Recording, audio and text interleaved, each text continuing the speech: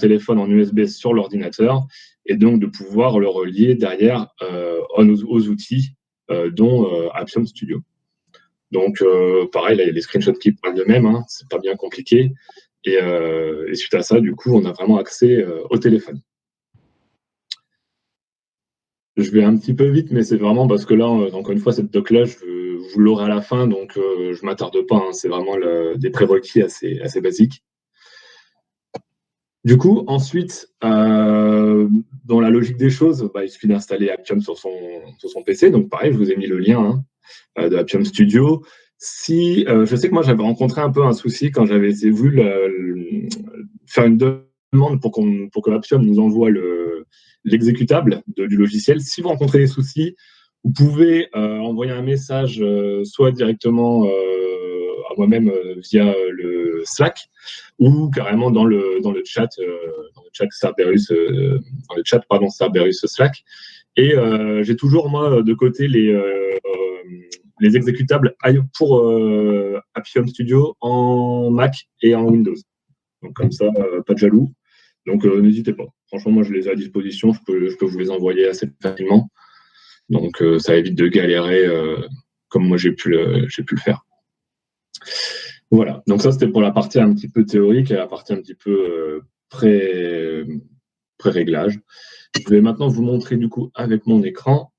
Donc, lorsque l'on lance Appium Studio, comment ça se présente? Hop.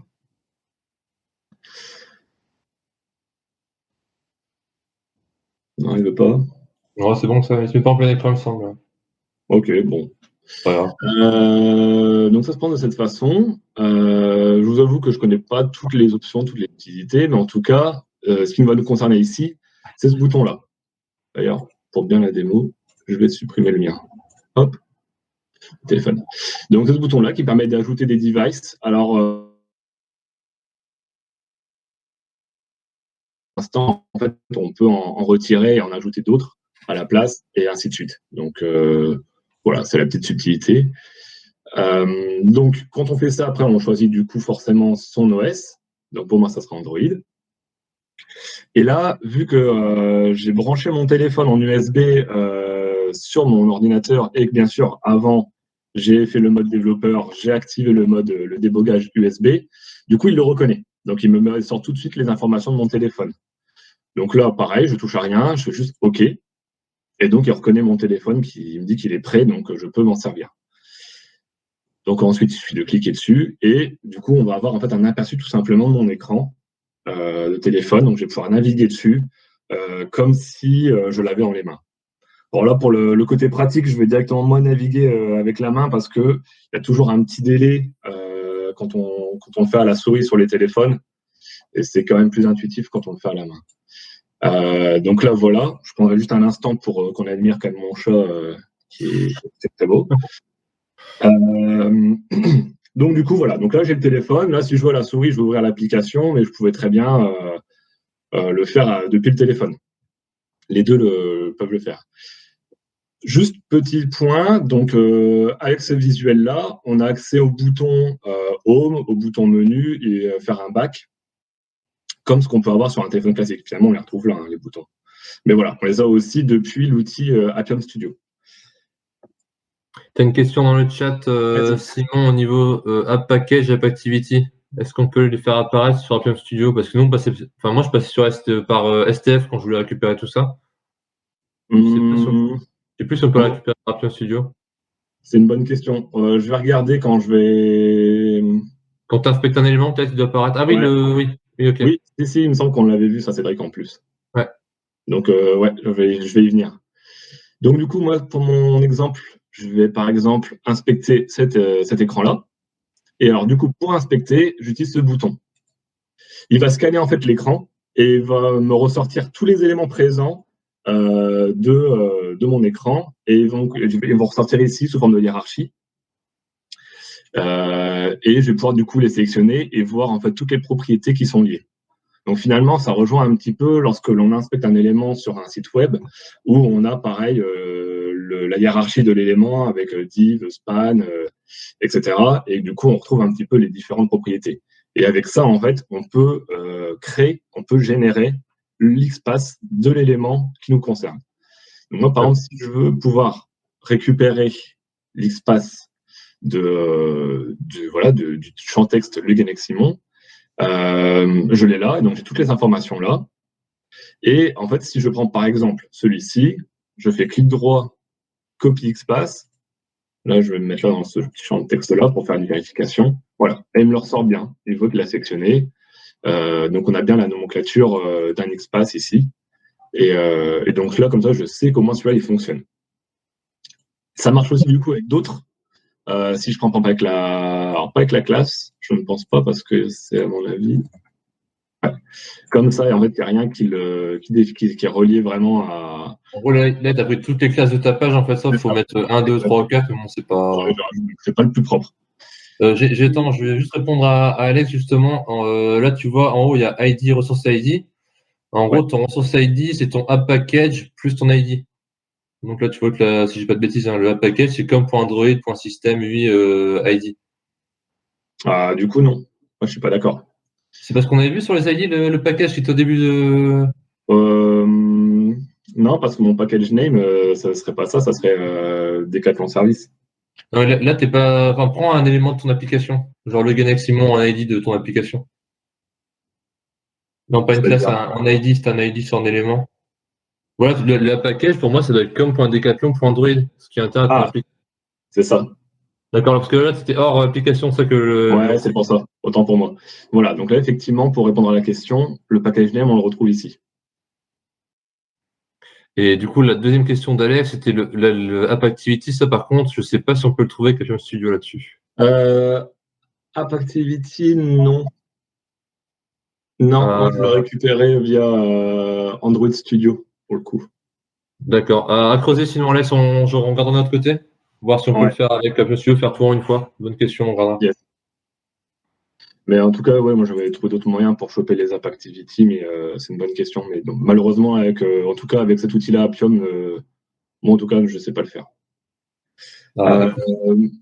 Donc du coup, pour reprendre, ce que je préconise, c'est de effectivement toujours se baser sur le ressource ID qui correspond en fait, comme son nom l'indique, hein, à un ID. Donc en fait, normalement, c'est vraiment le XPath unique pour cet élément.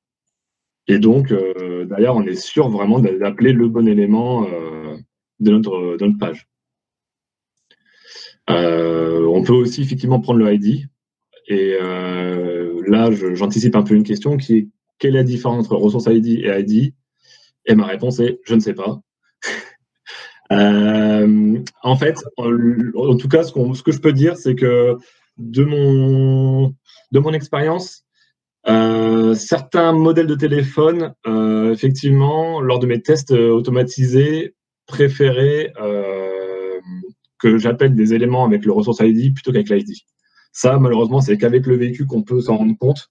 C'est en lançant des tests et voir que bizarrement, en fait, avec un ID, le test n'arrive pas à cliquer sur le bouton, ne voit pas l'élément. Et en prenant la propriété ressource ID, là, ça passe. Donc là-dessus, c'est un peu mystère pour moi. J'avoue que j'ai pas la connaissance, en tout cas, pour pouvoir faire vraiment la distinction entre les deux. Mais les deux sont vraiment, je pense, les plus fiables lorsqu'on veut récupérer un XPath pour. Simon? Oui. Bonjour tout le monde. En fait, je pense que la différence entre ressource ID et ID, le ressource ID, c'est l'app activity / ID en fait. C'est plus précis que l'ID. D'accord. C'est le package, Alim? Salut, c'est Derek. Hello Alim, c'est le app package plus l'ID. Ouais, app package plutôt, je pense. C'est ça, ouais. Ouais, ok. Ça roule. Ouais, bien vu, Alim, c'est ça, ouais. Donc, il est plus précis en fait. Ouais, ok. Donc, ouais, moi aussi, ouais, j'ai remarqué qu'il était plus apprécié par Appium. Après, c'est coûteux, je vous conseille effectivement de mettre le ressource ID. Si vous ne mettez pas réfléchir là-dessus, vous le prenez, c'est un élément unique, ça fonctionnera pour vos tests, ce sera fiable. Yes, carrément. Thank you, Aline. Welcome. Donc voilà pour ça. On retrouve du coup ici, je l'ai dit, donc toute la nomenclature. Et derrière, en fait, on peut après retourner pour naviguer sur son téléphone en recliquant sur le bouton ici. Et donc après, on navigue sur l'application. On peut revenir sur le téléphone. revoir mon chat et revenir du coup sur l'application et réinspecter des éléments si besoin. Elle est vraiment, enfin, l'application est facile d'utilisation et d'installation aussi, donc je vous conseille, si vous faites du mobile, de passer là-dessus, ce sera beaucoup plus simple Clairement. pour récupérer vos éléments. Je vais profiter aussi pour montrer une autre technique. Je ne vais pas aller dans le détail parce qu'elle est un peu plus longue et plus fastidieuse à configurer, mais je voulais quand même en parler. Et soit ça fera sujet d'un autre meet-up, soit pareil, hein, vous me demandez en privé, puis je vous enverrai du coup la doc spécifique. Juste pour vous montrer, j'avais fait une doc directement sur un Google Doc avec comment installer tout le tuto. Et en fait, c'est aussi pour Android Studio parce que peut-être que selon vos projets et vos clients, par exemple, vous n'avez pas forcément tout un parc de devices à disposition. Et du coup, quand on n'a pas beaucoup de devices ou pas du tout, comment on fait pour récupérer des espaces, etc., sur des apps. Et alors pour ça, du coup... Ah. On a perdu Simon. Oh non. Ouais, c'est pas grave, non, Alex, on quitte pas le meeting. C'est pas grave. Rémi, tu peux présenter ton écran du coup, s'il te plaît? Parce que mon PC est vraiment pas foufou. Ouais, attends, du coup, je réouvre la presse. On laissera Simon réintervenir quand il sera revenu. Ouais, on enverra tous les documents du coup, Alex, après le meeting. Comme la dernière fois, sur la chaîne de Cerberus Meeting, on verra toutes les modélisations et tout ça. On mettra tout à dispo. Ah, bah c'est bon, ton micro est coupé, Simon. Ouais, j'ai fermé mon onglet et du coup, j'ai coupé la presse. Autant pour moi. C'est pas grave. Je te laisse reprendre la main du coup sur ce que tu voulais terminer. Ouais, c'est bon. Je disais donc, oui, en fait, autre petit sujet assez rapide. Donc, je disais, quand on n'a pas de téléphone à disposition, c'est aussi de pouvoir émuler en fait des téléphones forcément virtuels via Android Studio. Et pour ça, en fait, l'outil permet donc en soi de développer des applications Android, mais aussi donc de générer des téléphones. Alors que je dise pas de bêtises, c'était c'était là directement. Hop. Voilà. Donc en fait, il suffit de télécharger des devices virtuels et ensuite, du coup, vous les configurez avec la version que vous souhaitez. C'est normal, le petit message d'erreur. Et hop. Et voilà. Et donc, du coup, vous avez votre téléphone virtuel. Et alors, malheureusement, ça ne marche pas avec Appium Studio. D'ailleurs, forcément, Appium Studio, lui, il a besoin d'avoir un device réel connecté à votre ordinateur, puisque ça marche en USB et avec le débogage USB. Et pour ça, du coup, pareil, c'est dans la doc que je peux vous fournir. Il suffit d'installer UI Automator Viewer, donc qui est un petit logiciel qui se lance. Et du coup, hop, je vous le montre là. Et du coup, qui pareil, en fait, va scanner le device virtuel. Ah oui, parce que du coup, il détecte le téléphone. Hop, je débranche mon téléphone réel. Voilà. Ça prend. Et voilà. Et donc, du coup, c'est un petit peu comme ce qu'on a vu sur Appium Studio. Donc, il va prendre en photo l'écran actuel de mon téléphone. Et pareil, je vais pouvoir inspecter chaque élément de ma page et récupérer là les propriétés, comme on a pu voir sur chaque élément. Voilà, donc ça c'était la petite parenthèse, c'était vraiment pour montrer que si on n'a pas les moyens, si on n'a pas un parc de device à disposition pour son projet, on peut toujours s'en sortir avec ça. Le seul petit X, c'est que c'est un peu plus long à paramétrer et que surtout, en fait, forcément, le choix de device est quand même assez restreint. Et bien sûr, encore une fois, on n'est que sur l'Android. Donc, pour ceux qui veulent bosser sur iOS, j'ai pas encore de solution à leur proposer. Encore une fois, on peut récupérer aussi les IDXA, enfin les XPass et compagnie, tu peux tout récupérer. Oui, voilà, ouais, c'est ça. Ouais. C'est ça. En fait, avec cet outil-là, on peut récupérer des espaces des téléphones virtuels. Donc, okay, ça permet, si on veut travailler sur un modèle en particulier qu'on n'a pas forcément, ou en tout cas sur une version Android qu'on n'a pas, ça permet de le faire.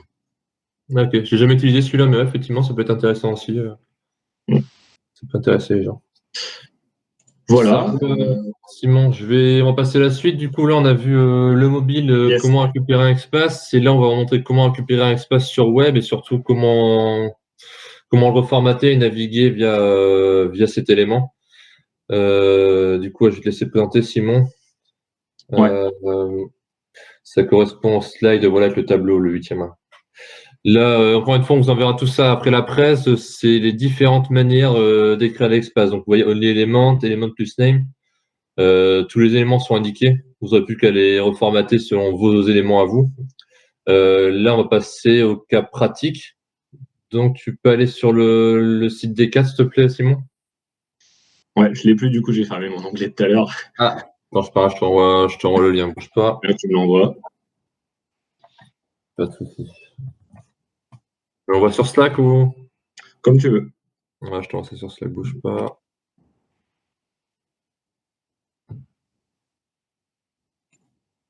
Voilà. Il n'y a plus qu'à. Juste pour information, en général, on dit qu'il faut mettre des ID, des éléments uniques en gros qui sont fiables et pertinents pour vos tests. Dans notre cas à nous, en gros, ce qu'on s'est dit, c'est qu'on a créé nous-mêmes nos ID, mais on les a appelés Data Cerberus pour avoir directement une visu macro quand on regarde le code, on sait directement les éléments qu'on utilise régulièrement. Donc là, c'est pas @ID, on verra @Data Cerberus. Donc, juste pour, quand on dit on les a créés, en fait, on fait comme des demandes aux développeurs. C'est pas. Ouais, dans bonne pratique vraiment testeur, si on sépare bien les rôles et les missions, effectivement, vous pouvez créer des demandes Jira ou des demandes GitHub selon votre outil. Ouais, Alex, c'est pareil en fait, on va te montrer. Du coup, vous pouvez demander à vos devs de mapper votre site avec des ID. Soit moi, dans mon cas, on va montrer comment faire. En fait, c'est très simple. Vous rajoutez une ligne dans votre élément, outil Data Cerberus avec le nom. Donc, je vais faire un clic droit inspecter, s'il te plaît. Voilà, donc vous voyez, c'est tout le code de notre page. Donc là, on veut récupérer tous les éléments Data Cerberus qu'il y a sur notre site. Du coup, c'est simple, il suffit de faire un double / étoile. Impeccable, tout est copié. Donc en gros, là, on dit à. C'est bizarre que tu n'aies pas les éléments. Parce qu'il manque peut-être le. Arrobase devant Data Cerberus. Ouais. Ah ouais, Data Cerberus, effectivement. Data Cerberus, donc Data Cerberus. Ah. Voilà. Ah voilà, oui.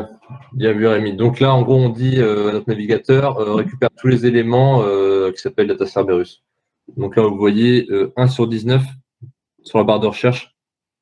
Donc on a 19 éléments Data Cerberus sur notre page. Donc vous voyez, on a plusieurs. Et par exemple, prends-en un pif, peu importe. Sinon, tu prends le logo, par exemple. Fais un clic droit sur le logo Decathlon. Je sais qu'il y a un Data Cerberus dessus. C'est celui-là, ouais. Ouais, voilà. Donc, il suffit de dire prendre tous les éléments Data Cerberus. Il suffit d'ajouter égal header logo. Vous voyez, c'est le nom de notre Data Cerberus. Attends, je vais le remettre au propre, du coup. Voilà, Data Cerberus égal header logo. Encore l'arrobase. Ouais, yes. Donc là, vous voyez, vous avez un résultat 1 sur 1. Donc, notre élément est bien unique. Si on lui dit de cliquer sur cet élément-là, il va forcément cliquer sur le logo Decathlon. Donc, encore une fois, en bonne pratique, je vous conseille de voir avec vos devs et de mapper votre site. Vraiment, que vous ayez des éléments Data Cerberus ou ID vraiment partout, je dirais plutôt sur les fonctionnalités les plus utiles.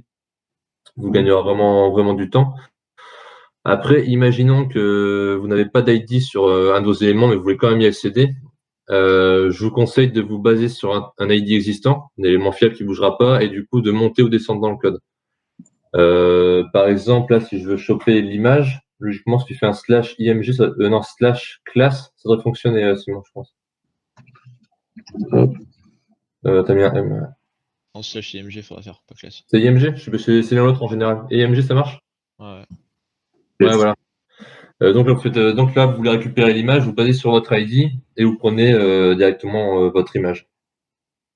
Donc, vous pouvez descendre de plus en plus. Il suffit de faire un / type d'élément, / type d'élément, pardon. Et vous pourrez directement descendre dans le code. Après, on peut également remonter. Donc là, si tu supprimes img, tu fais 2 points, Simon, dans ta recherche. Donc, vous voyez, en fait, 2 points, ça correspond, ça veut dire on monte d'un niveau. Donc là, vous voyez, on était sur la classe div, on remonte sur un niveau dessus. Si on refait encore un /2 points, on montera sur la div class header search and find. Voilà. Donc, vous voyez, en fait, c'est assez simple. L'espace, finalement, c'est beaucoup de niveaux. En fait, à partir d'un élément, on peut naviguer, grâce au espace, on peut naviguer pour aller récupérer un élément qui parfois c'est pas évident à inspecter. Parce que je sais que des fois, il y a des cas, dans un cas que j'avais eu, c'était il y a un élément qui s'affichait, mais temporairement, et du coup, j'avais pas le temps de l'inspecter, ou même quand je l'inspectais, des fois, il n'apparaissait pas dans le code. Et en fait, en faisant comme ça, avec les 2 points, on pouvait remonter et aller le récupérer finalement sans avoir besoin de faire la manipulation sur le front pour le faire apparaître. Voilà, exactement. Là, si tu retournes sur le Meetup, on peut aller un peu plus loin dans les recherches de l'espace.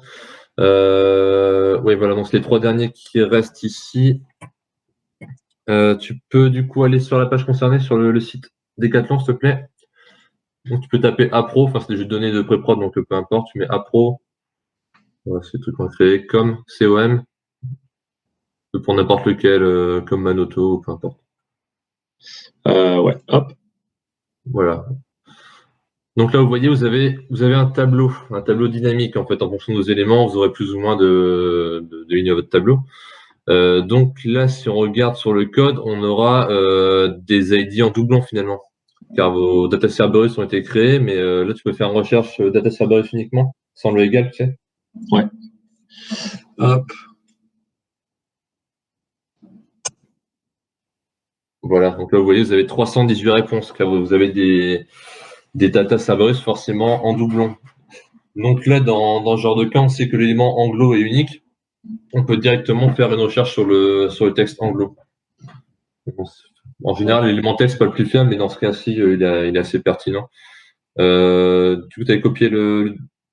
Ouais, je l'avais copié. C'est vrai que de manière générale, en fait, tout ce qui est texte, je dis faut éviter, mais moi je m'en sers quand même, mais faut éviter pourquoi? Parce que c'est des données qui peuvent être quand même assez, qui peuvent changer, qui peuvent être amenées à changer.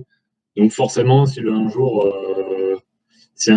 dans le code ça change, il change de texte à un endroit, forcément vos espaces seront plus bons et donc il faudra tous les remodifier.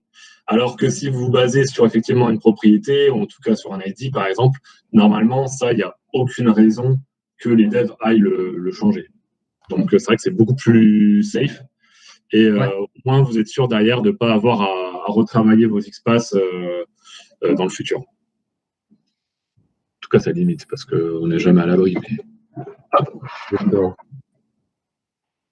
Donc là, avec le content, on a. Avec forcément 1 sur 1. Donc il retourne un résultat, il a bien réussi à trouver anglo, par exemple. Donc vous verrez toute la syntaxe, l'écriture est indiquée dans le document. Vous n'aurez plus qu'à recopier et adapter.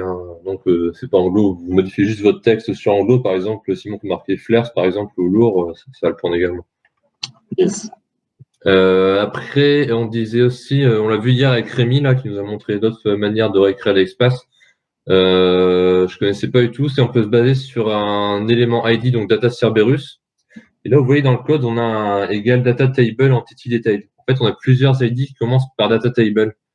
Donc, on peut dire à notre navigateur de rechercher tous les éléments data Cerberus qui comprennent le texte data table. Et là, on va avoir tous les éléments concernés.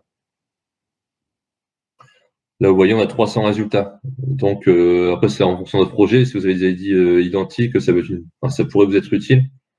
Et après, si on veut lui dire, prends le numéro 1, le premier résultat, là, vous voyez, sur les 300, il suffit de mettre votre recherche espace entre parenthèses. Et aussi à gauche, du coup, Simon, au début, ouais. Thank you. Et à droite, vous mettez le numéro entre crochets. Donc, vous voyez, là, il repart bien le premier élément qui contient la data table. Si on met 2, 3, 4, chaque fois, il prendra. Voilà, vous pourrez naviguer comme ça. Ça pourrait vous être utile en fonction de vos contraintes de votre projet. Alors, j'aimerais rajouter un petit truc qui me vient à l'idée, là, une petite idée, c'est que, en fait, donc là, on vous montre un petit peu comment récupérer des espaces sur votre site, mais c'est vrai qu'à chaque fois, on voit qu'il y a bien un résultat sur 1. Donc, on comprend qu'il y a bien un seul élément unique qui a été appelé, ce qui est déjà pas mal. Mais par contre, des fois, on peut se dire, mais est-ce que c'est vraiment l'élément dont on voulait vraiment? Et pour ça, en fait, il y a la XPath Helper, donc un petit, comment on appelle ça, une petite extension qu'on peut rajouter à son navigateur et qui permet en fait simplement d'afficher, en tout cas de mettre en lumière l'élément qu'on appelle. Et donc, si je reprends l'exemple tout à l'heure de Anglo, pour vérifier que c'est bien cet élément-là qu'on voulait récupérer, il me suffit de faire effectivement comme on a fait tout à l'heure. Donc là, on voit bien qu'on a un seul élément qui est appelé. On ne sait pas du coup si c'est Anglo-là, il pourrait y en avoir, peu importe, en tout cas si on a un doute. Normalement, si tu passes ta souris sur le, tu sais, dans le Oui, code source, effectivement, tu l'as aussi sur le code. Effectivement, il se met en couleur. En tout cas, avec ça, ça permet également d'avoir l'élément qui se met bien en lumière tout de suite et de revoir qu'on appelle bien, enfin, qu'il y a bien un seul résultat d'appelé. Parce que comme on remonte, comme l'a dit Cédric, en fait, juste après, on a des fois des trucs qui appellent, voilà, 600 résultats et donc, voilà, moi, c'est le petit truc que je me sers parce que ça permet visuellement, c'est un peu mieux. plus de visibilité tout de suite, en fait, quand on recherche un espace et de mieux cerner, en fait, ce qu'on est en train d'appeler. Clairement, bonne idée. Du coup, maintenant, on a fait le tour des espaces. N'hésitez pas si vous avez des questions, j'ai parlé dans le chat. Alex dit manquait le arrobase, effectivement. Vu. Du coup, on va passer à la suite. En gros, on va continuer ce qu'on avait présenté il y a 2 semaines, sur tout ce qui est data library. Voilà, on a remis en. Je te laisse présenter, Simon, la partie modélisation. Après, je laisserai Rémi partager pour Cerberus. Ouais, ça marche. On fait comme ça. En présentation, ça sera peut-être plus grand. Voilà, donc pour ceux qui étaient là la dernière fois, là, encore une fois, ça reprend ce qu'il y a dans Cerberus. Vous voyez, côté droit, vous avez les test cases. Après, vous avez les test cases de type librairie, si on part de la droite. Vous voyez votre librairie homepage et librairie connection. Et après, je vous disais, une librairie appelle une data librairie. Donc là, en fait, on y a pensé avec Rémi Vandenberg, justement, qui avait une expérience sur Robo Framework et qui pensait via Locator et Data, en fait. Et Locator, c'est l'espace. Vous avez dit Data Cerberus, c'est l'espace. Et vos data, en fait, ce sont vos jeux de données. Donc, ça peut être identifiant, mot de passe, vos jeux de données de texte sur un site e-commerce, les jupes, les robes, comme disait Benoît la dernière fois. Donc là, vous voyez, on a pensé différemment. En fait, on va faire une data library dédiée du coup au locator pour tous les éléments. Donc, homepage locator, connexion locator, qui vont contenir l'espace. Et après, vous aurez des data library, homepage data, nom de votre pays. Donc là, vous voyez homepage data FR, homepage data UK. Et en fait, c'est au moment de votre exécution, vous allez taper sur tel ou tel élément. Donc, je te laisse partager l'écran suivant, s'il te plaît, Simon. Bah, donc là, vous voyez, on part de la droite. Vous avez votre run test case, vous lancez votre cas de test 0100A sur le country France, donc environnement QA, country France, sur le robot, ça on l'avait déjà vu. Donc là, vous voyez bien que votre test case appelle vos 2 librairies. Vos 2 librairies appellent vos data librairies homepage locator dans tous les cas, pour récupérer vos éléments espace, qui sont universels, peu importe le pays.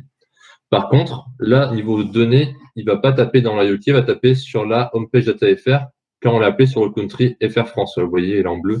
Donc, ça, c'est parlant pour vous, je l'ai marqué de cette façon-là. Donc, c'est vraiment au moment de votre run de cas de test que ça va fonctionner. Donc, par exemple, si vous avez des jeux de données sur un site e-commerce robe, en anglais, ce sera adresse, comme disait Benoît.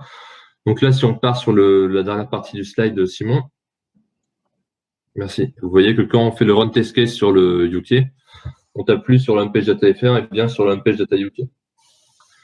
Donc là, c'était pour la partie théorique, pour que vous ayez un peu l'idée, la vision d'ensemble. Et je vais laisser Rémi présenter son écran avec la partie pratique sur Cerberus. Vous voyez un petit peu comment configurer tout ça.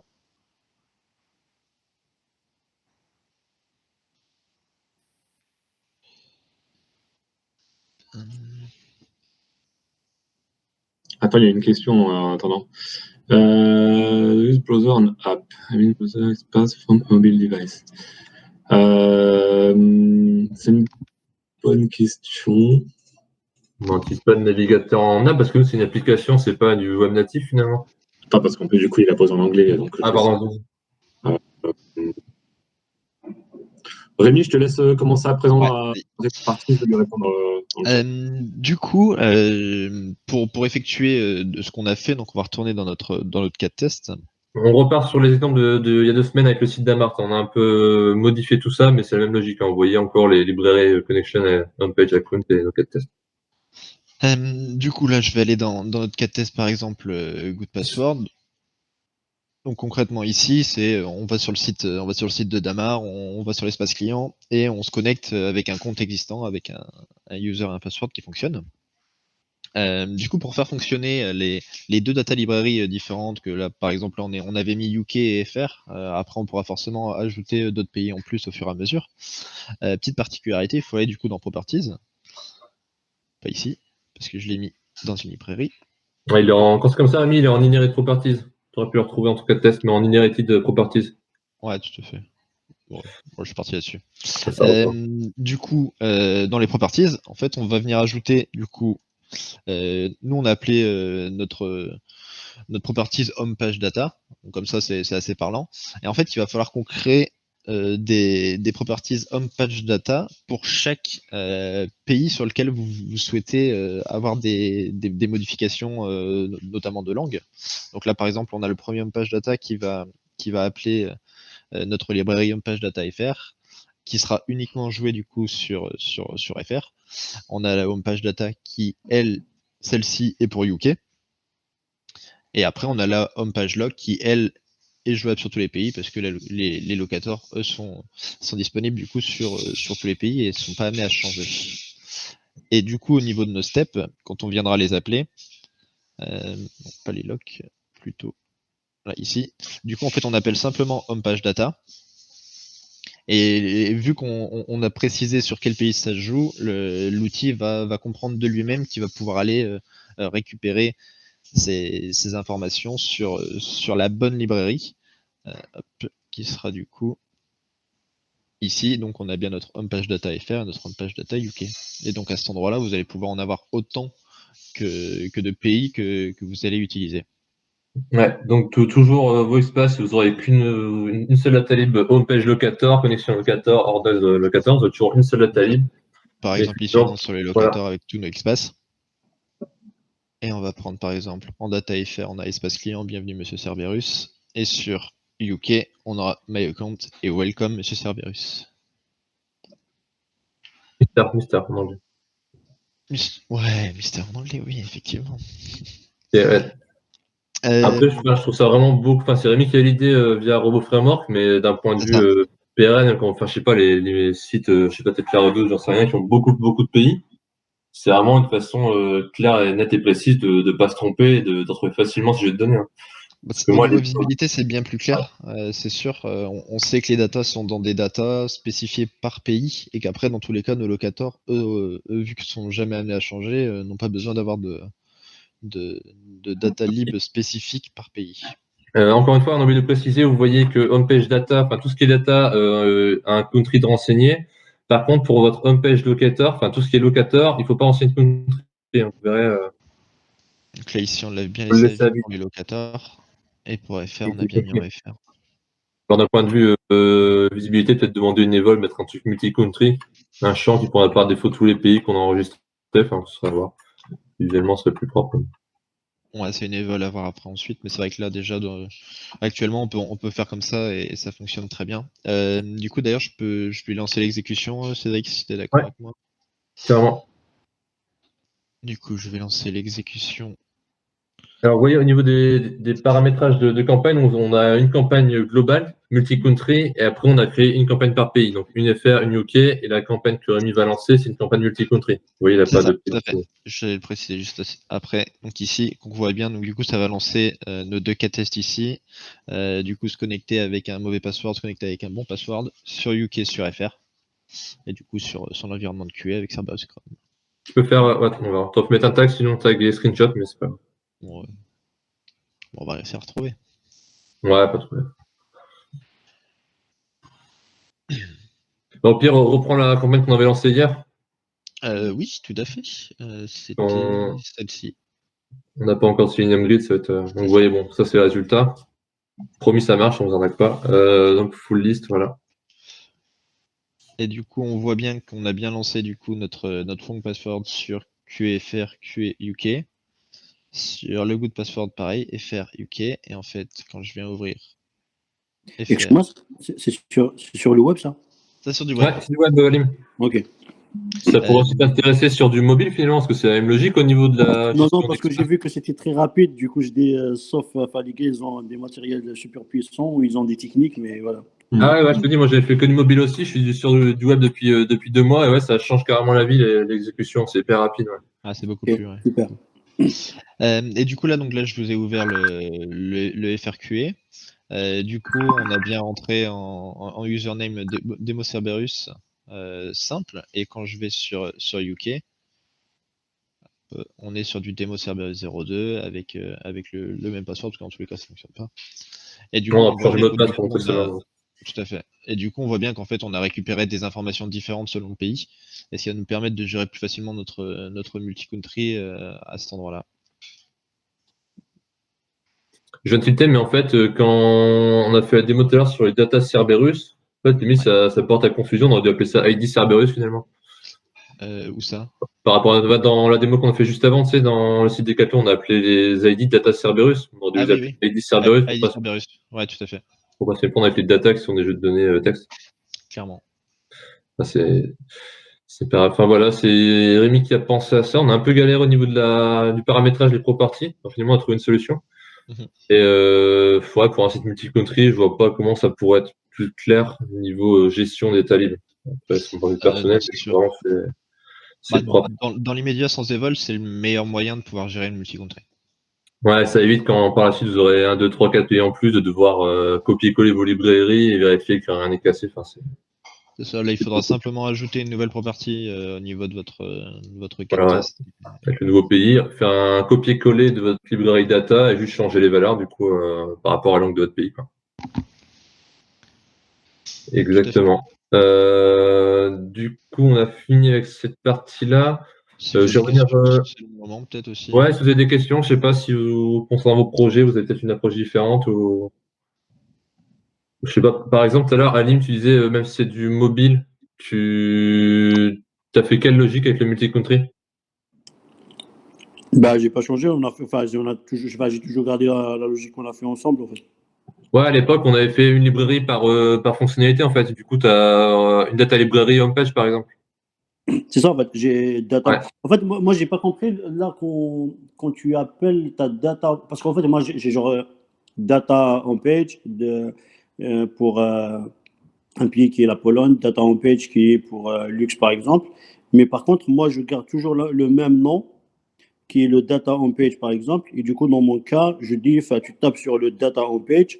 Et après, selon le cas, lui, il cherche le pays. Par contre, moi, j'ai vu dans votre cas que dans le nom, en fait, vous variabilisez. Vous faites data homepage PL, data homepage FR. Tu peux retourner dans ta librairie, Rémi? Donc je Pour vois avoir pas avec comment Rémi. vous arrivez à les cibler dans le. Alors, ouais, on avait un peu galéré aussi, on l'a fait hier avec Rémi, on a un peu galéré, donc on va te montrer. Pour expliquer ce que dit Alim, c'est quand on bossait ensemble sur l'application Auchan International. En gros, on avait par exemple une data library homepage qui était sur le pays FR, enfin, par exemple. Et après, quand on avait un nouveau pays, on faisait un copier-coller de cette librairie-là, on changeait de pays.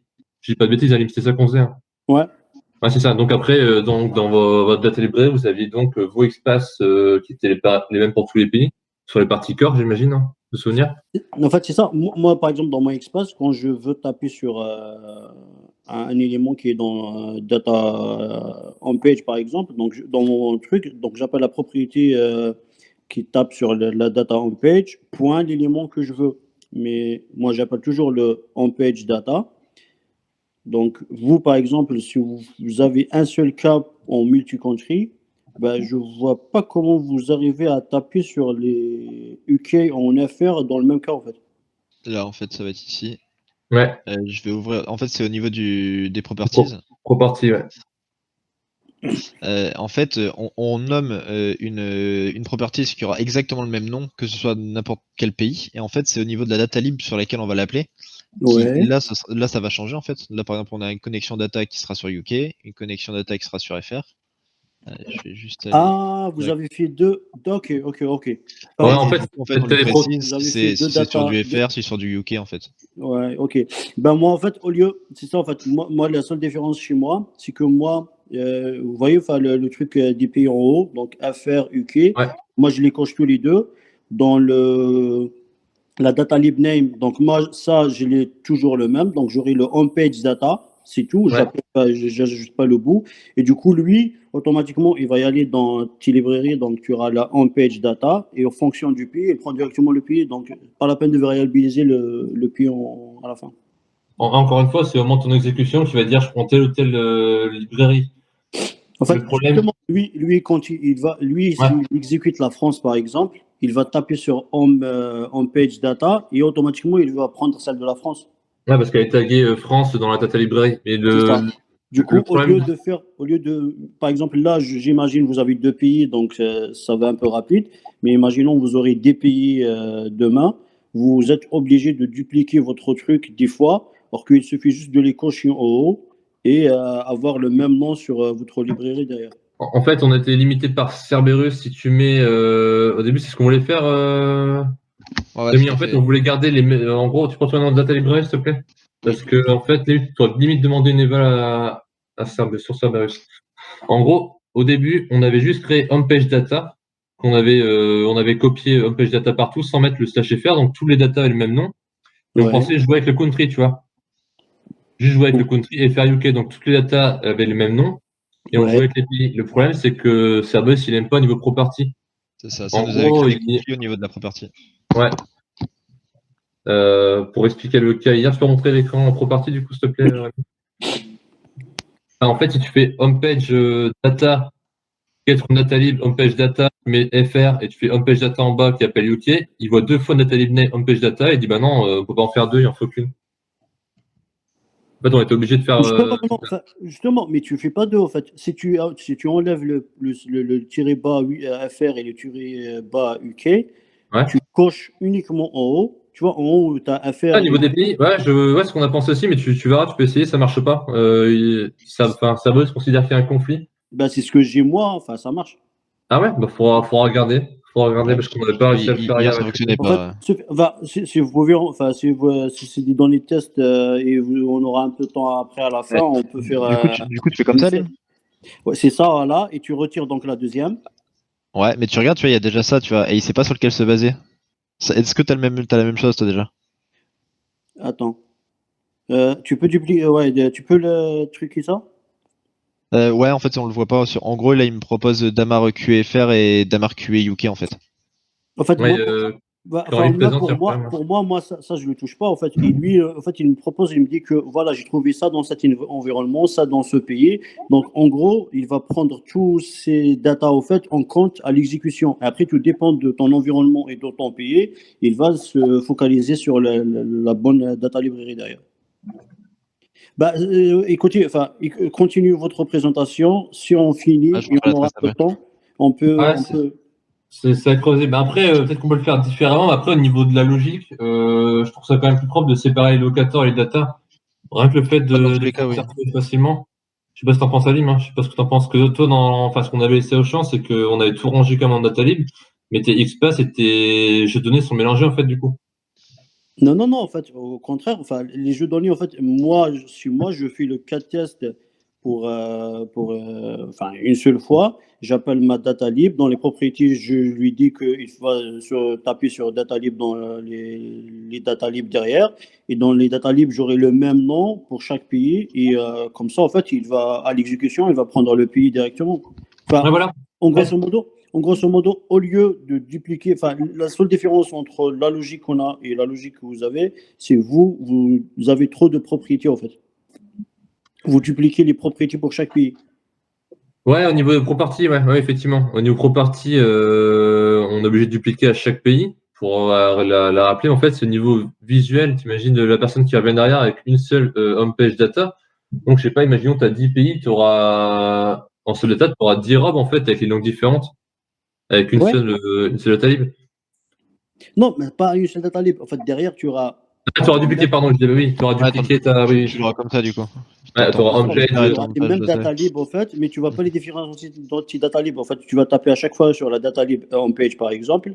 Tu auras une pour chaque pays, ça on est d'accord. Le nom, il aura toujours le même nom. Et dans tes propriétés, en fait, tu lui dis, va taper sur la data lib. Après, à l'exécution, si tu tapes sur la Pologne, donc il prend la data Ouais, lib de la Pologne. en fonction du country. Ouais, ce que je veux dire, en fait, c'est que dans ta homepage, par exemple, qui concernera uniquement la Pologne, Ouais. tu auras tous tes espaces, enfin, dans ta librairie homepage de Pologne, tu auras tous tes espaces et tu auras également tous tes jeux de données, du coup. C'est ça. Ok, ouais, voilà. C'est ça que je veux savoir. Ouais, du coup, Ouais. niveau visibilité, c'est peut-être mieux d'avoir justement cette partie-là, d'avoir la partie homepage locator où tu auras tous tes XPath, tous tes ID qui seront stockés et qui au final fonctionnent sur tous les pays, parce que en soi, il y a juste la langue qui change la plupart du temps. Et après d'avoir des homepages, du coup, comme tu le dis, data qui auront pas de nom si ça fonctionne, là, parce que du coup, on va refaire le test après. Du coup, avec la partie data FR et data UK, et après, ça viendra se baser où là, tu auras uniquement les changements de langue. Après, ben, je pense que les deux méthodes, c'est à choisir. On n'impose rien, c'est un choix. Les deux méthodes Bien sûr. fonctionnent déjà d'un point de vue testing. Les deux fonctionnent. Mm. Après, c'est au niveau de l'organisation, ce que vous préférez. Hein, à vous de voir laquelle des deux vous préférez. Pour moi, les deux peuvent être bonnes. Hein. Mm. Sachant qu'on l'avait fait avec Aline, du coup, je vais pas dire qu'on a fait un truc pas bien. Ça roule. J'espère que c'est assez clair ce qu'on vous a montré là. Après, on vous enverra les documents, vous aurez également la modélisation à côté pour vous visuellement voir le fonctionnement de tout ça. Après, je voulais revenir une dernière fois sur le test case list, s'il te plaît, Rémi, au niveau du visuel. Je pense que Alim, on a fait pareil chez Auchan. Vos test case ID, par défaut, en fait, ils auront le même numéro, ça va être 001A, il me semble. Ça, je vous conseille effectivement de bien découper votre site en test folder. Là, vous voyez, on a mis connection, homepage, account. Et après, vous êtes illimité au niveau des test case ID, donc vous pouvez mettre, par exemple, tout ce qui est homepage, ça commence à 1000A jusqu'à 2000A, connexion de 2000 à 3000, par exemple, enfin 2999. Comme ça, vous aurez directement une visu, tout sera arrangé par défaut. Dans votre outil, vous aurez un meilleur visuel. Et après, on joue un petit peu également avec les labels pour directement, on les a mis en rouge les connexions, on voit directement tous les tests connexions qui apparaissent. Et ce que j'avais dit la dernière fois, je vais me répéter, mais effectivement, quand vous écrivez votre cas de test, entre parenthèses, par exemple, vous avez un test de connexion, vous voulez savoir quel est le canon passant, on le voit directement en wrong password, donc on sait que c'est un canon passant, par exemple. Sans lire directement le descriptif entier, juste avec 2 mots, vous savez ce que fait votre cas de test. Enfin, ça, c'est plus pour avoir une vision macro. Et c'est ce qu'on avait fait aussi chez Auchan, il me semble, ce truc-là. Effectivement, ouais. Je l'ai redonné par ID. Ouais, je trouve ça hyper clair au niveau de la lecture. Quand même pour un fonctionnaire qui ne connaîtrait pas Cerberus, savoir quel test couvre telle exigence, c'est. Et également au niveau des steps aussi, pouvoir dire d'où est-ce qu'on vient et où est-ce qu'on va. Effectivement, qui est pas mal. ouais. Sur la page où on est et la page où on va. On a ça. Ouais, on a ça aussi. Ah, tu l'as fait aussi? Ouais, je me souviens plus. Tu l'as fait après que je sois parti, non, du coup, ce truc-là? Ou on l'avait déjà fait, je me souviens plus. En fait, à un moment donné, avec tous les pays et tous les pages et tout, surtout sur la V2, après, il y avait, vraiment plusieurs pages. Du coup, on a décidé de faire la page existante et la page. Ah bah tu vois, sans communiquer, les grands esprits se rejoignent. Ouais, effectivement, je trouve ça hyper visuellement et même pour la compréhension des steps, c'est beaucoup plus clair. Hein. C'est vraiment top. Du coup, on a fini pour la presse. Il y a une dernière chose que je voulais voir avec vous. D'ailleurs, Alim, tu pourras aussi intervenir. C'est tout ce qui est application object. En gros, cet outil-là permet de variabiliser finalement des éléments. Mais en fait, la data library permet déjà de le faire. Donc, je vois pas vraiment ce que ça apporte en plus, l'application object. Peut-être au niveau des images, on disait. Est-ce qu'on peut ajouter une image à un élément? Tu peux cliquer sur Edit, Rémi, s'il te plaît? Merci. Là, du coup, vous voyez, on peut lier l'application, l'objet, on peut mettre le nom d'un élément et en voyant, on pourrait mettre un espace dans l'idée. Ou alors une image qu'on pourrait mettre en lien avec CQLI pour directement cliquer sur l'image. Mais après, dans cette partie-là, il n'y a pas de multi-country. Si vous avez plusieurs pays, ça ne fonctionne pas. Tu utilises encore, du coup, Application Object, Alim, ou jamais Non, j'ai jamais utilisé ce truc. Ouais, il faudrait voir. Benoît va plus être là aujourd'hui, mais il faudra voir avec lui. Soit il n'est pas utile comparé à Datalib, soit on ne sait pas comment l'utiliser. C'est que c'est difficilement gérable si on veut ajouter énormément de choses, parce que déjà on peut pas les ranger, vu qu'on a que 3 champs, on peut rien rajouter d'autre. Du coup, si on voulait ajouter des petites valeurs pour chaque pays ou des choses comme ça, en fait, ce serait pas rangé du tout, ce serait tout dans le tas, on pourrait avoir 500 entrées et ce sera jamais rangé. Donc c'est comparé au Datalib, de mon point de vue, je trouve que c'est un peu moins facilement utilisable et facilement récupérable par quelqu'un d'autre. Bah ouais, après, ça pourrait être intéressant, ce que Rémi a pensé hier, c'est par exemple de variabiliser quand on mettait un weight, par exemple, variabiliser votre donnée de temps. Là, il a mis 5000 millisecondes. Donc, il pourrait faire 2000, 5000, 10 000, les variabiliser dans Object et les appeler directement et les taper à la mano. Enfin, c'est pas vraiment un gros gain, mais ça peut être une première idée sur l'utilisation qu'on pourrait avoir de tout ça. C'est ça, par exemple, notre site a pas trop de problèmes, il n'y a pas trop de latence, on lui met un 5 secondes, sauf qu'à un moment donné, je sais pas, il y a eu un gros problème là-dessus, et derrière le site est beaucoup plus lent. Les 5 secondes sont plus suffisants, il suffirait simplement de changer un seul endroit, donc ici dans l'application Object, le passer à 10 secondes, et derrière, tous nos cas de test seront mis à jour automatiquement avec le nouveau temps d'attente. Donc c'est pour moi aussi la seule utilisation que je pourrais en voir à ce niveau-là. Ouais, faudrait voir. On essaiera d'en parler avec Benoît, ce truc-là. Peut-être qu'il y a un truc qu'on a raté, une utilisation qu'on va penser là-dessus. C'est possible. Tu as peut-être d'autres bonnes pratiques, Alim, que tu as mis en place depuis le temps niveau Cerberus?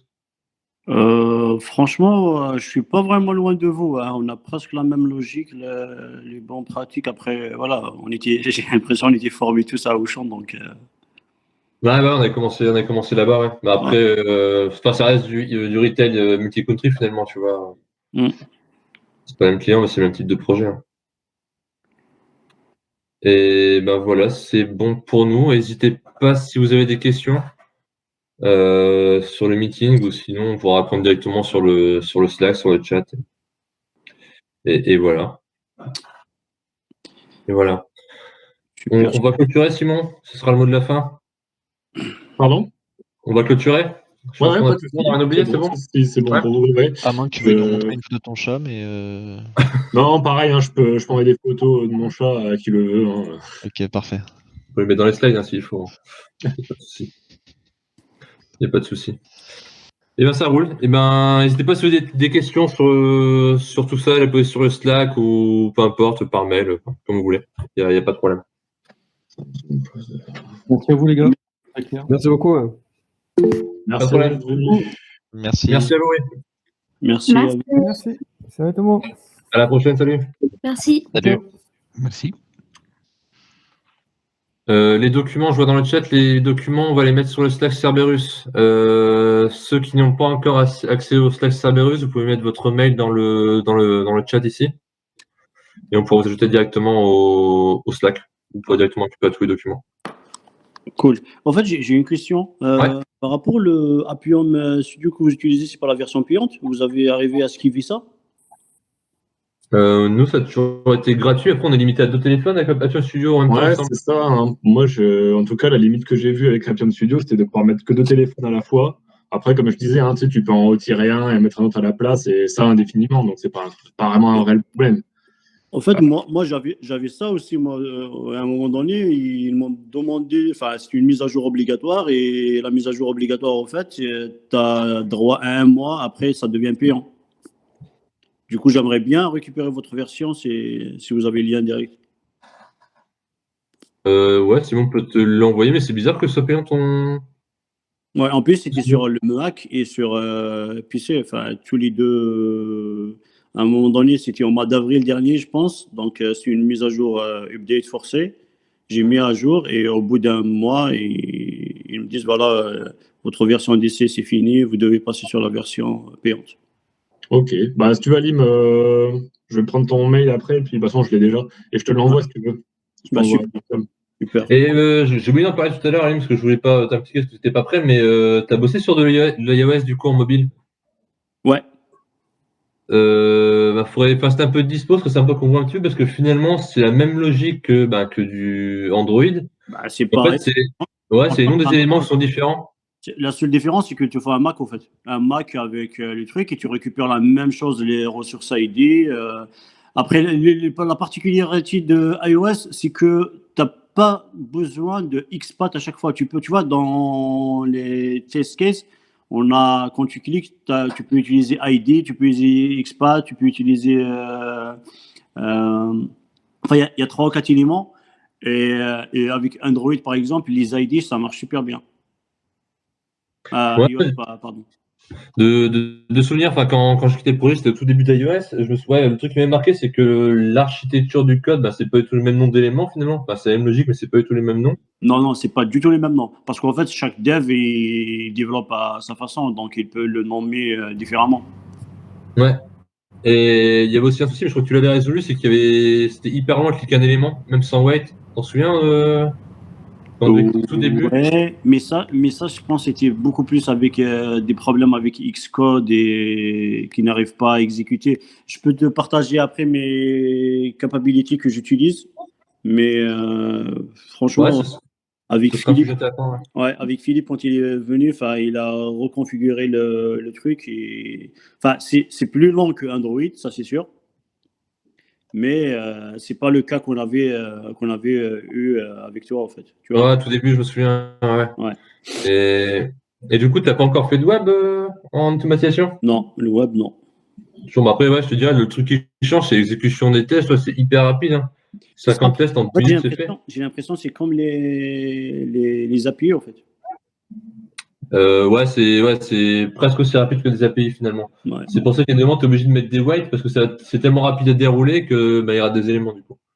D'accord, d'accord. J'ai déjà eu le temps. Ouais.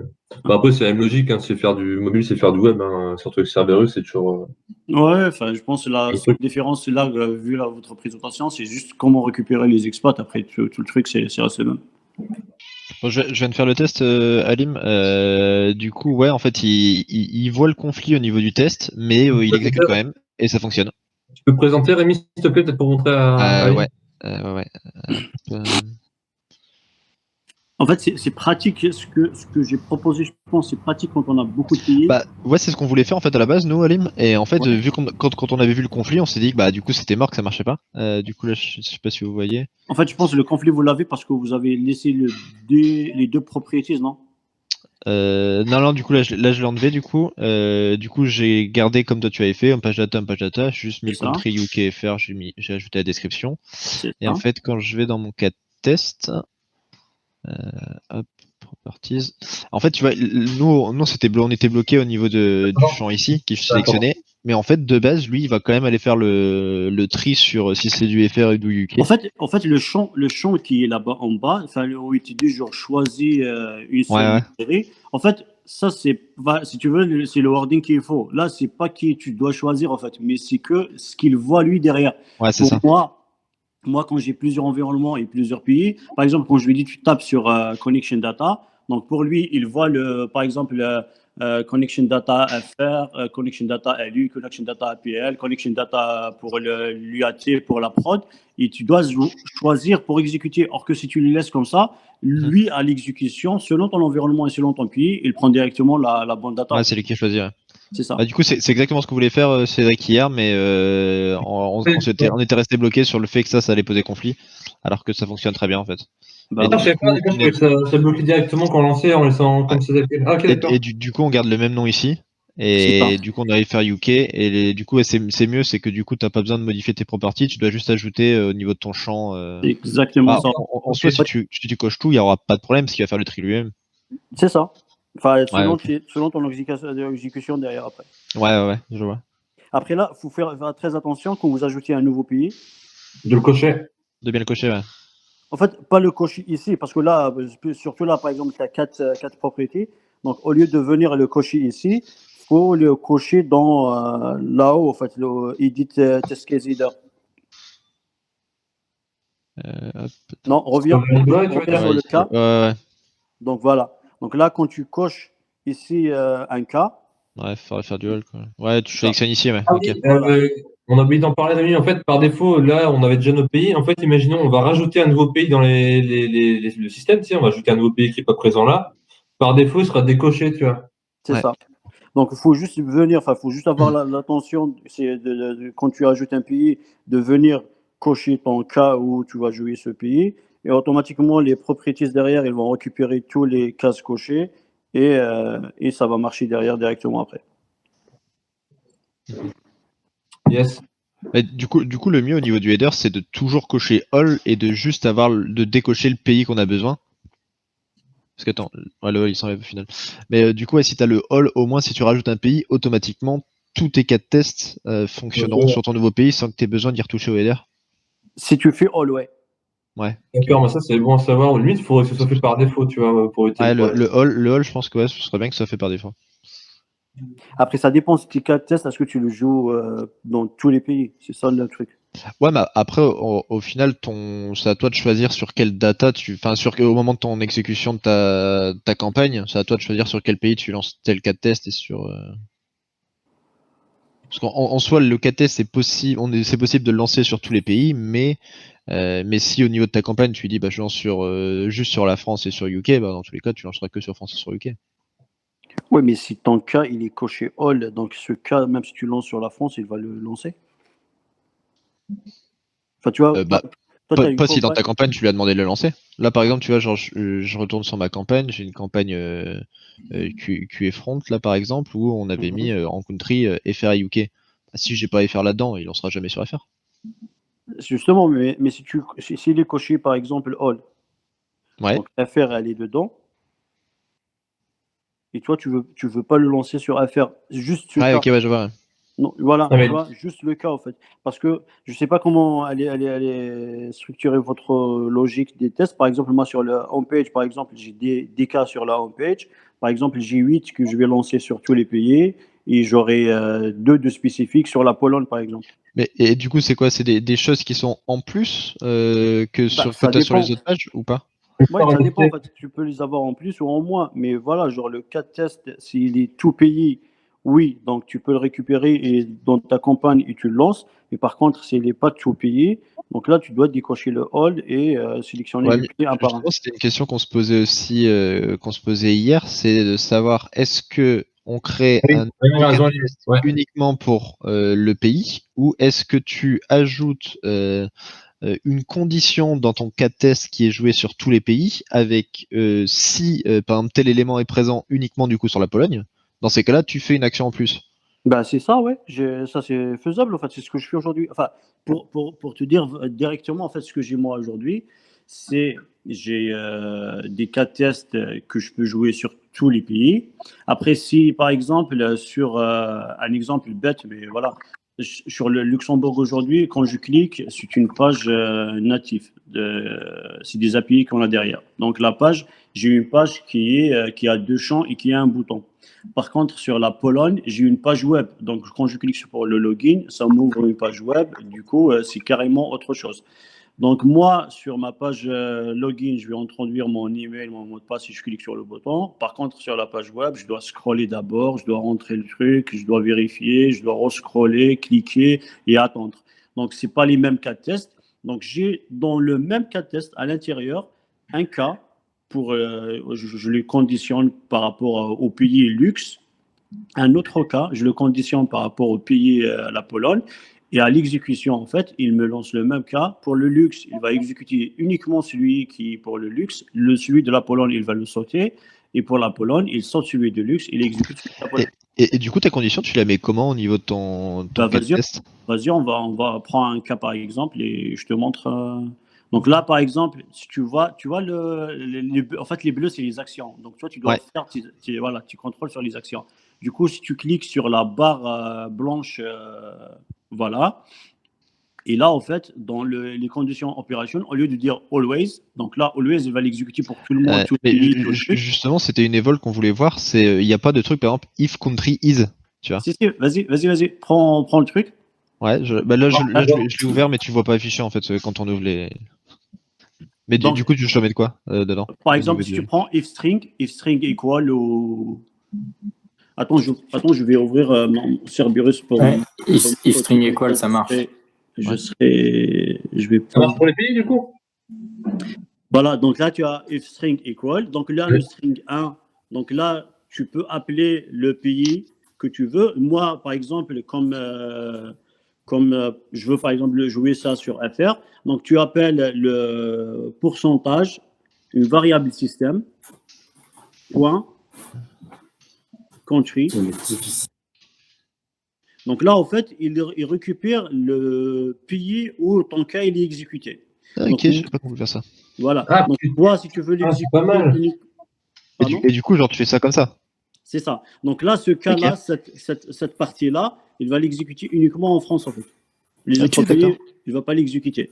Si tu veux l'exécuter sur plusieurs pays, par exemple, moi, le problème que j'avais, c'est que j'avais 4 pays. Donc là, il y a 2 pays où je peux l'exécuter et 2 pays où je ne veux pas l'exécuter. Et en fait, pour faire ça, il faut switcher. Au lieu de faire le if string equal, tu as quelque chose qui ressemble à contents, en fait. Et if contents, quelque chose comme ça. Ah, if string contents. C'est ça. Et là, en fait, tu dois juste switcher. Donc, la première variable, tu mets les pays. Donc, ce sera FR, quelque chose comme ça, genre PL, ou enfin le pays que tu veux. Et dans la deuxième, en fait, tu fais la variable système. Et du coup, tu fais quoi avec des espaces ou tu fais quoi? Genre, tu fous des virgules ou virgule, ouais, c'est ça. Et du coup, là, ça s'exécutera sur FR et sur UK. C'est ça. Voilà, par exemple, ce cas. De le faire mis, hein. On regardera en détail, mais c'est hyper intéressant, ce truc-là. Je savais pas. Ouais, c'est FR et UK. Et enfin, lui, il va faire quoi? Et donc, dans ta variable système, il va récupérer par exemple UK. Et il va vérifier est-ce que UK est dans le string 1, en fait. Est-ce qu'il y a UK dedans? Donc, s'il y a, il va l'exécuter. Il va effectuer la vérif si tu as des vérifs. Sinon, s'il ne trouve pas le FR ou UK, donc il va sauter directement ce cas et il va exécuter le prochain cas, en fait. Après lui, tu pourrais variabiliser le FR UK. Ouais, tu peux. Dans application object, Rémi, tu vois? Ouais, dans ces cas-là, ouais. Et là, ce serait intéressant. Tu aurais application object FR UK, FR seul, UK seul. Tu n'auras plus qu'à appeler tes objects. Ouais, en fait, c'est pas grave, mais quand tu en as plein, c'est vrai que. Avec ces techniques, vous pouvez réduire vos cas en fait au max. Il y a un nombre optimal que vous pouvez lancer après sur tous les pays sans avoir à dupliquer vos cas en fait. Ah, je savais pas, ouais, c'est vrai que. Bah, après, je suis pas de multi-country, mais c'est plus pour nous savoir comment faire, mais ouais, c'est. Ouais. Ouais, c'est pour ça qu'on pensait du coup ajouter une petite variable justement, enfin une petite condition qui ferait un if country is, mais au final si tu arrives à le faire avec le if string equal, ouais, c'est le if string equal et. Ouais, c'est parce qu'en fait tu vas chercher ta variable system country. C'est ça. Ouais, ok. C'est ça. Ouais, bah c'est cool, ça. C'est une bonne chose. Ouais. Après, moi, le truc que je veux, après, je sais pas, je pense que vous avez aussi le problème, c'est que quand, par exemple, sur Android, vous avez, par exemple, des Samsung, des Motorola, des Xiaomi, je sais pas, c'est pas le même système d'exploitation, il diffère parfois. Et si vous sortez de l'application, genre si vous faites des actions sur l'application, après vous sortez pour activer la géologue ou désactiver la connexion ou repartir sur la page web ou quelque chose comme ça dans le navigateur. Donc là, c'est différent, pas d'un téléphone à un autre. Ils n'ont pas la même structure. Et j'aimerais bien si genre un jour on aurait la propriété pour genre jouer, genre dire je veux jouer ce cas test sur le robot X ou Y. Ah, par robot, par pays, par robot, du coup. C'est ça. Par robot, je ne l'ai pas. Enfin, ou si ça existe, moi, je ne la connais pas. Mais c'est le seul truc qui manque, je pense, aujourd'hui. Mais sinon, le reste de comment variabiliser sur le multi-country, je pense qu'il est vraiment complet de ce côté-là. Ouais, si tout le monde fait comme ça, le projet il est canon. Mais ce que disait Benoît la dernière fois, c'est qu'il permet beaucoup de liberté, petit Cerberus. Donc, je pense qu'il y a beaucoup de projets qui ont dû partir un peu dans tous les sens sans s'en rendre compte. Hein. Tu sais, au début, ils avaient qu'un pays, après 2, 3, 4, puis après, c'était le bordel, j'imagine, dans les cas. Ouais, c'est ça, en fait. C'est pour ça, en fait, faut vraiment penser le truc dès le départ pour ne pas tomber dans le truc de dupliquer à chaque fois qu'il y a un pays. Là, par exemple, moi, aujourd'hui, si j'ai un pays, il faut juste que je le coche et je le lance directement. Bah ouais, carrément. Même visuellement, c'est hyper clair comme ça. Hein. Tu veux modifier tes jeux de données propres à la France, tu vois, un jeu de données, bah, t'as plus qu'à taper dedans. Ça impacte personne, quoi. C'est ça. En fait, l'idée dans Cerberus, il faut la variabilisation, en fait, la pousser au max vers les data librairies. Ne pas faire de spécifique dans le cas, ne pas faire spécifique dans les properties, mais faire uniquement du spécifique sur les data librairies, en fait. Exactement. Après, c'est pareil, faut avoir l'expérience aussi. Il faut bien penser son site avant déjà pour créer tes data libres, tout ça.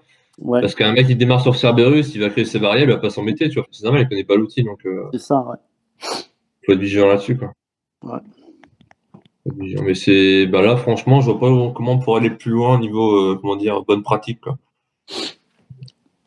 Je pense qu'on couvre tout. Hein. Après, Rémi, tu peux essayer et tu me dis.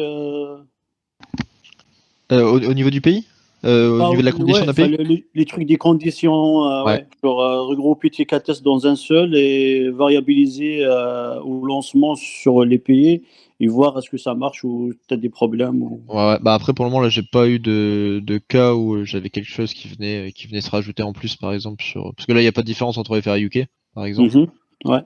Faudrait tester sur une autre condition, sur un autre pays, peut-être qu'il y aurait des actions à faire supplémentaires.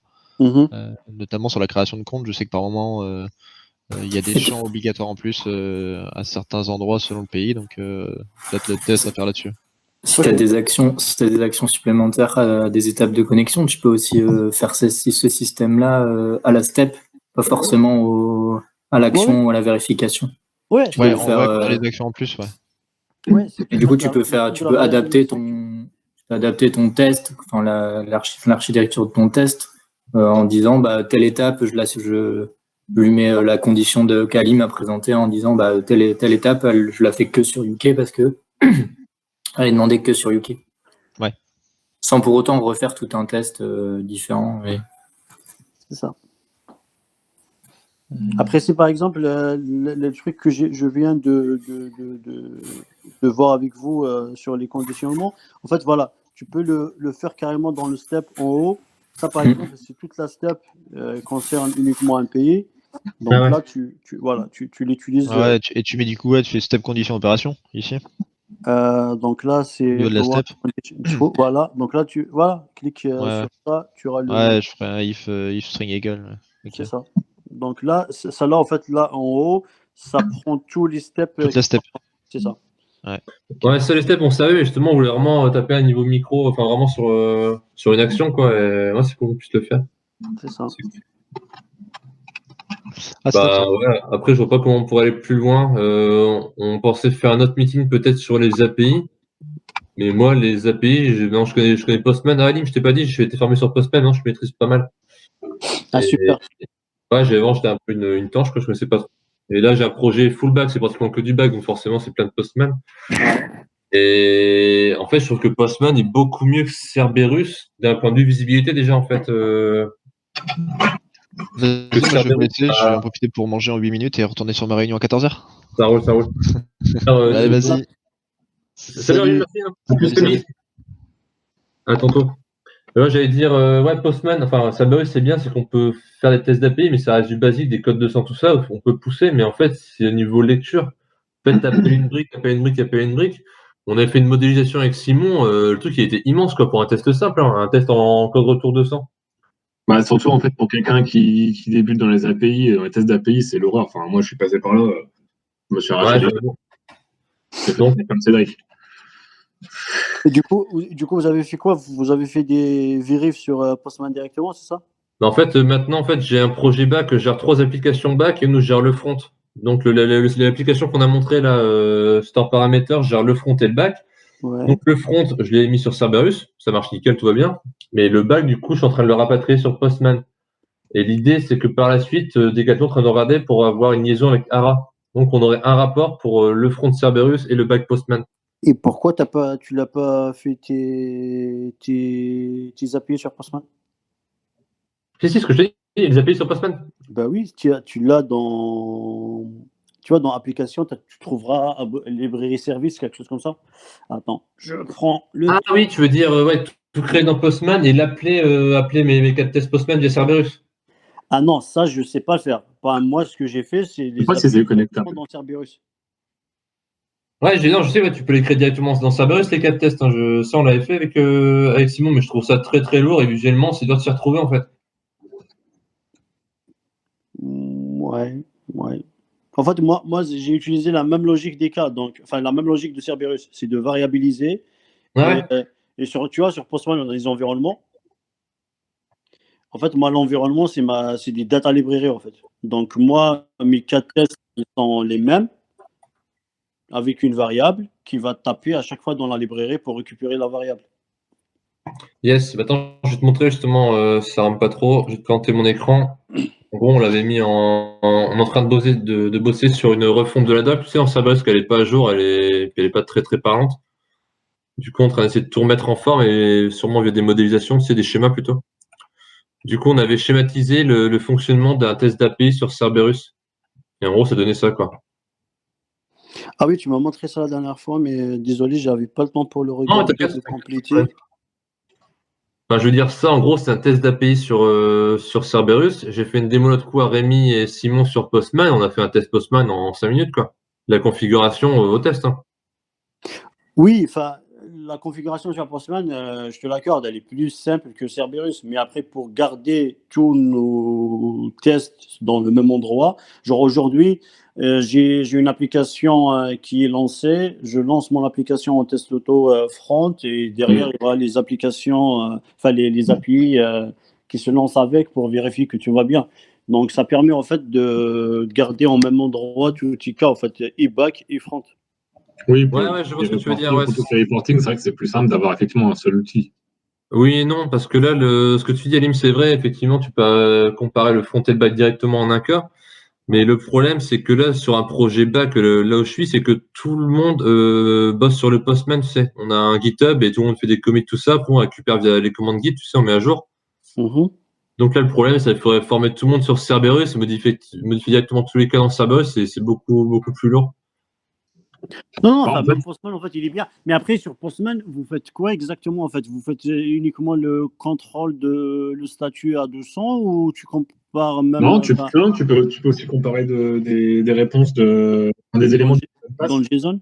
Bah là, on est parti vraiment beaucoup plus loin, et donc on fait des cas passants, des cas non passants, donc tous les types de codes, hein, des codes 301, 200, 415, on teste tout en fait. Ouais. Et tu arrives à lancer des campagnes? Ouais, ouais. Je Ouais, pourrais. ça, faut montrer comment tu fais. Eh ben, si tu veux, bah là, c'est entre nous, même si c'est pas du Cerberus, du coup, j'avais fait une démo à Simon et Rémi, je pourrais t'en faire une si tu veux. Hein. On se prend 1 heure dans la semaine ou quoi, à midi, même s'il faut. Ouais. Et puis, Bah, je peux te faire ça, hein, pas pour longtemps, hein, en une demi-heure. Et si tu penses à Tricord ce coup-ci, c'est vrai que ça serait cool. Ah ouais, on avait dit record aussi les points post-menace, ça peut être sympa de. D'ailleurs, c'est con, on n'a peut-être pas record d'aujourd'hui. Bah, c'est pas pour ça qu'il voulait le lien, hein, Benoît, pour record automatiquement, non? Bon. Non? Moi, on verra bien, écoute. Au pire, il y a la doc, tout ça, tout est assez Oui, clair. non, c'est pas grave. Mais si tu fais un point Kalim, je suis quand même chaud que tu refasses au moins que vous enregistriez pour. Moi, je dis, c'est peut-être sympa pour réutiliser plus tard. Ça roule, on regardera pour faire ça. Bah, je te montrerai, du coup, Alim, comment partir de zéro, en fait. Et aussi, comment automatiser via un Swagger. Je pense que vous avez des Swagger chez Auchan, non? Pof, on a abandonné les Swagger. Tu vois, les bonnes pratiques chez Auchan, ça saute. On enregistrait, Alim, attention. Hein. Ah ouais, je me souviens qu'à l'époque, ils en parlaient de mettre les Swagger en place, mais je savais pas si ça avait été fait. Ouais, c'est ça. En fait, au début, ça a été les Swagger et on avait de la visibilité, nos testeurs, les devs. Enfin, tu vois, quand tu arrives à tester, tu sais qu'est-ce que les devs ils ont fait, qu'est-ce que tu attends dans le JSON de réponse et qu'est-ce que tu Ouais, as voilà. dans les headers et tout. Mais après, voilà, ça a sauté ça. Donc, Ah, bah ça, c'est vrai, effectivement, ça, c'est un point de bonne pratique et process, là, effectivement. Mais bah, je te montrerai dans un projet où il y a un Swagger, du coup. ok. Comment configurer de zéro, tes premiers 4 tests, vraiment une démo de zéro. J'avais tout noté, du coup, avec Simon et Rémi. Je pense qu'ils ont pas mal capté le truc. Mhm. Donc, on peut se faire un point si on te dispo. On peut regarder, hein. On peut regarder à midi pour faire ça. Ok. On s'organise. Je t'envoie un message Ouais, ça roule. selon les dispos. Ouais. Ça roule, on fait comme ça. Ben, je vais vous laisser parce que 14 heures. En tout cas, merci pour ton intervention, Alim. C'était cool Merci d'avoir un avis extérieur, même pour le truc de variabiliser directement sur une step, c'est super cool, ça je savais pas le faire, tu vois. Moi, c'est cool. Alors, ben, merci beaucoup à vous. Alim, je t'ai envoyé par mail le lien pour Appian. Ah, super. Merci beaucoup, c'est bon. Et ben, sur ce, je vous dis à toutes du coup. On se tient au Allez, courant. à la prochaine. Bon Bon après-midi. courage.